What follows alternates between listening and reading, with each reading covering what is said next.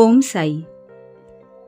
जो वेद और वेदांत तथा 6 शास्त्रों की शिक्षा प्रदान करके ब्रह्म विषयक मधुर व्याख्यान देने में पारंगत हो तथा जो अपने श्वास क्रियाओं पर नियंत्रण कर सहज ही मुद्राएं लगाकर अपने शिष्यों को मंत्र का उपदेश दे, निश्चित अवधि में यथोचित संख्या का जप करने का आदेश दे और केवल अपने वाक्य के चातुर्य से ही उन्हें जीवन के अंतिम ध्येय का दर्शन कराता हो तथा जिसे स्वयं आत्म साक्षात्कार न हुआ हो, वह सद्गुरु नहीं, वरन जो अपने आचरणों से अलौकिक व पारलौकिक सुखों से विरक्त की भावना का निर्माण कर हमें आत्मानुभूति का रस का आस्वादन करा दे तथा जो अपने शिष्यों को क्रियात्मक और प्रत्यक्ष ज्ञान यानी आत्मानुभूति करा दे, उसे ही सद्गुरु कहते हैं।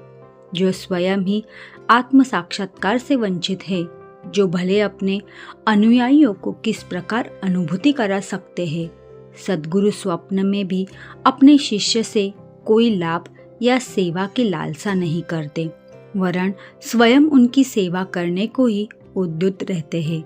उन्हें यह भी भान नहीं होता कि वे कोई महान हूँ और मेरा शिष्य मुझसे तुच्छ है। उसे अपने सदृश या ब्रह्म स्वरूप समझा करते हैं। सद्गुरु की मुख्य विशेषता यही है कि उनके हृदय में सदैव परम शांति विद्यमान रहती है। वे कभी अस्थिर या अशांत नहीं होते और न उन्हें अपने ज्ञान की लेश मात्र गर्व होता है। उनके लिए राजा रंक, स्वर्ग, अपवर्ग सब एक ही समान है। हेमाड़पंत कहते हैं कि मुझे गत जन्मों के शुभ संस्कारों के परिणाम स्वरूप ही श्री साईं बाबा सद्गुरु के चरणों की प्राप्ति तथा उनके कृपा पात्र बनने का सौभाग्य प्राप्त हुआ। वे अपने यौवन काल में चिलम के अतिरिक्त कुछ संग्रह न किया करते थे। न उनके बाल बच्चे तथा मित्र थे, न घर-बार था, न उन्हें किसी प्रकार का आश्रय प्राप्त था। 18 वर्ष की अवस्था से ही उनका मनोनिग्रह बड़ा विलक्षण था।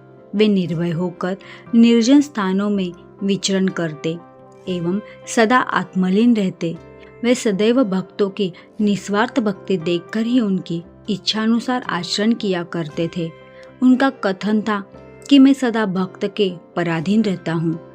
जब वे शरीर में थे, उस समय भक्तों ने जो अनुभव किए, उनके समाधिस्थ होने के पश्चात आज भी जो उनके शरणागत हो चुके हैं, उन्हें उसी प्रकार के अनुभव होते रहते हैं।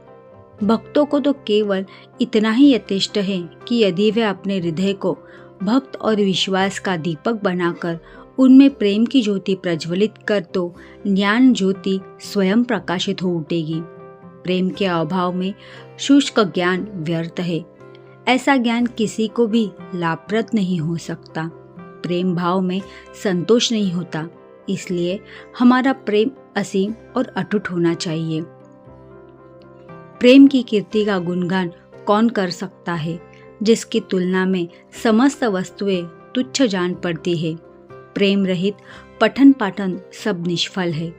प्रेमांकुर के उदय होते ही भक्ति, वैराग्य, शांति और करुणा रूपी संपत्ति सहज ही प्राप्त हो जाती है। जब तक किसी वस्तु के लिए प्रेम उत्पन्न नहीं होता, तब तक उसे प्राप्त करने की भावना ही उत्पन्न नहीं होती।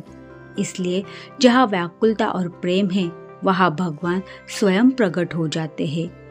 भाव में ही प्रेम अंतर्निहित है और वही मोक्ष का कारणीभूत है। यदि कोई व्यक्ति कुलसित भाव से भी किसी सच्चे संत के चरण पकड़ ले, तो यह निश्चित है कि वह अवश्य तर जाएगा। ऐसी एक कथा सुनते हैं।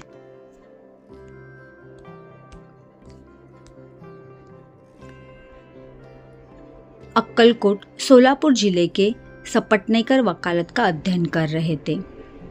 एक दिन उनकी अपने सहपाठी श्री शेवड़े से भेंट हुई। अन्य और भी विद्यार्थी एकत्रित हुए और सब ने अपनी अपनी अध्ययन संबंधी योग्यता का परस्पर परीक्षण किया। प्रश्नोत्तर से विदित हो गया कि सबसे कम अध्ययन श्री शेवड़े का है और वे परीक्षा में बैठने के अयोग्य है। जब सब मित्रों ने मिलकर उनका उपहास किया, तब शेवड़े ने कहा कि यद्यपि मेरा अध्ययन अपूर्ण है, तो भी मैं परीक्षा में अवश्य उत्तीर्ण हो जाऊंगा। मेरे साईं बाबा ही सबसे सफलता देने वाले हैं। श्री सपटनेकर को यह सुनकर आश्चर्य हुआ और उन्होंने श्री शेवड़े से पूछा कि ये साईं बाबा कौन हैं जिनका तुम इतना गुणगान कर रहे हो। उन्होंने उत्तर दिया कि वे एक फ़कीर है जो शिरडी अहमदनगर में है, वहाँ के एक मस्जिद में निवास करते हैं। वे महान सत्पुरुष है। ऐसे अन्य संत भी हो सकते हैं, परंतु वे उनसे अद्वितीय है। जब तक पूर्वजन्म के शुभ संस्कार संचित न हो तब तक उनसे भेंट होना दुर्लभ है। मेरी तो उन पर पूर्ण श्रद्धा है।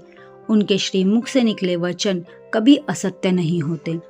उन्होंने भी मुझे विश्वास दिलाया है कि मैं अगले वर्ष परीक्षा में अवश्य उत्तीर्ण हो जाऊंगा। मेरा भी अटल विश्वास है कि मैं उनकी कृपा से परीक्षा में अवश्य सफल हो जाऊंगा। श्री सपटनेकर को अपने मित्र के ऐसे विश्वास पर हंसी आ गई और साथ ही साथ श्री साईं बाबा का भी उन्होंने उपहास किया। भविष्य में जब शेवड़े दोनों परीक्षाओं में उत्तीर्ण हो गए तब सपटनेकर को यह जानकर बड़ा आश्चर्य हुआ। ओम साई।